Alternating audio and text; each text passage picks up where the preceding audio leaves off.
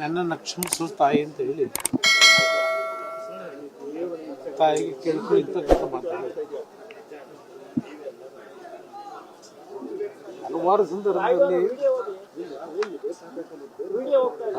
ಅರಿದೇನೋ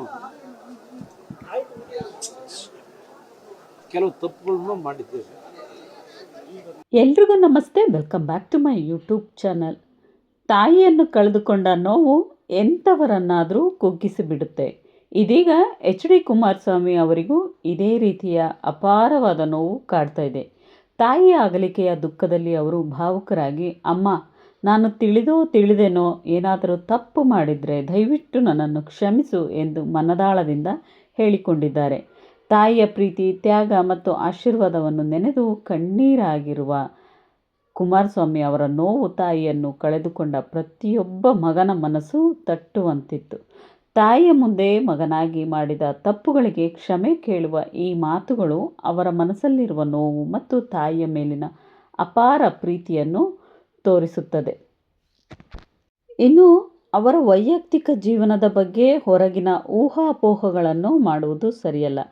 ಅವರಿಬ್ಬರ ಇರುವ ಸಂಬಂಧ, ನಿಜವಾದ ಭಾವನೆಗಳು ಅಥವಾ ಕುಟುಂಬದ ವಿಚಾರಗಳು ಅವರಿಗೆ ಮಾತ್ರ ಸಂಪೂರ್ಣವಾಗಿ ಗೊತ್ತಿರುತ್ತೆ.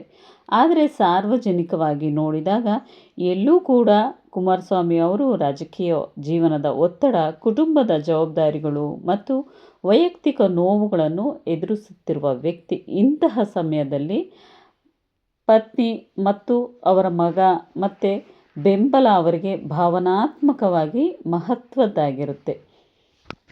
ರಾಜಕೀಯ ಜೀವನದಲ್ಲಿ ಎಷ್ಟೇ ದೊಡ್ಡ ಜವಾಬ್ದಾರಿಗಳಿದ್ದರೂ ಮನೆಯೊಳಗೆ ಒಬ್ಬ ವ್ಯಕ್ತಿ ಕೇವಲ ಪತಿ ಮತ್ತು ಕುಟುಂಬದ ಸದಸ್ಯನಾಗಿರುತ್ತಾನೆ. HD ಕುಮಾರಸ್ವಾಮಿ ಅವರ ಜೀವನದಲ್ಲಿಯೂ ಕೂಡ ಹಾಗೆ ಅವರ ಪಾತ್ರವನ್ನು ಅದೇ ದೃಷ್ಟಿಯಿಂದ ನೋಡ್ಬೋದು. ಕುಮಾರಸ್ವಾಮಿ ಅವರು ರಾಜಕೀಯ ಒತ್ತಡ, ಕುಟುಂಬದ ಜವಾಬ್ದಾರಿ ಮತ್ತು ವೈಯಕ್ತಿಕ ನೋವುಗಳನ್ನು ಎದುರಿಸುತ್ತಿರುವ ಸಂದರ್ಭದಲ್ಲಿ ಅವರ ಜೊತೆ ನಿಂತಿರುವ ಕುಟುಂಬದ ಬೆಂಬಲ ಅವರಿಗೆ ಬಹಳ ಮುಖ್ಯವಾಗುತ್ತೆ.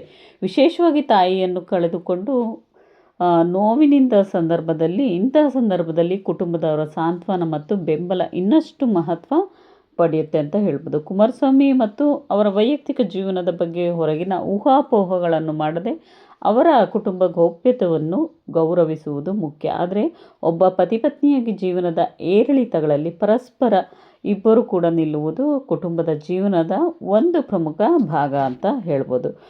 ನಿನ್ನೆ ಎಲ್ಲ ಅವರ ಒಂದು ತಾಯಿಯ ಅಂತ್ಯಕ್ರಿಯೆಯನ್ನು ಎಲ್ಲದನ್ನೂ ನೀಟಾಗಿ ಮುಗಿಸಿಕೊಟ್ರು ಅಂತ ಹೇಳ್ಬೋದು. ಎಂಥವರಿಗೆ ಆಗಿರಲಿ, ಒಬ್ಬರನ್ನು ನಾವು ಕಳೆದುಕೊಂಡಿದ್ದೀವಿ ಅಂತ ಹೇಳಿದ್ರೆ ಅವರಲ್ಲಿ ಮೊದಲು ನಾವು ಬೇಡ್ಕೊಳ್ಳೋದು ಅಂತ ಹೇಳಿದ್ರೆ, ಏನಾದರೂ ನನ್ನಿಂದ ತಪ್ಪಾಗಿದ್ದರೆ ಕ್ಷಮಿಸು, ನನ್ನ ಹೃದಯದಿಂದ ಕೇಳ್ತಾ ಇದ್ದೀನಿ ಅನ್ನೋ ಮಾತನ್ನು ಕುಮಾರಸ್ವಾಮಿ ಅವರು ಕೂಡ ತನ್ನ ತಾಯಿಯ ಬಳಿ ಹೇಳ್ಕೊಟ್ರು ಅಂತ ಹೇಳ್ಬೋದು. ಓಕೆ ಫ್ರೆಂಡ್ಸ್, ಈ ವಿಡಿಯೋ ನಿಮಗೆ ಎಲ್ಲರಿಗೂ ಇಷ್ಟ ಆಗಿದ್ದರೆ ನೆಕ್ಸ್ಟ್ ವ್ಲಾಗಲ್ಲಿ ಮತ್ತದಷ್ಟು ವೀಡಿಯೋಸೊಂದಿಗೆ ಮತ್ತೆ ಖಂಡಿತ ಸಿಗ್ತೀನಿ. ಟೇಕ್ ಕೇರ್ ಎಲ್ರಿಗೂ. ಹೀಗೆ ನನ್ನ ಚಾನಲ್ನ ನೋಡ್ತಾ ಇರಿ. ಹೊಸಬ್ರ್ಯಾರು ನನ್ನ ವೀಡಿಯೋಸ್ನ ನೋಡ್ತಾ ಇದ್ದರೆ ಸಬ್ಸ್ಕ್ರೈಬ್ ಮಾಡಿಕೊಂಡು ವೀಡಿಯೋಸ್ನ ನೋಡಿ. ಟೇಕ್ ಕೇರ್ ಎಲ್ರಿಗೂ.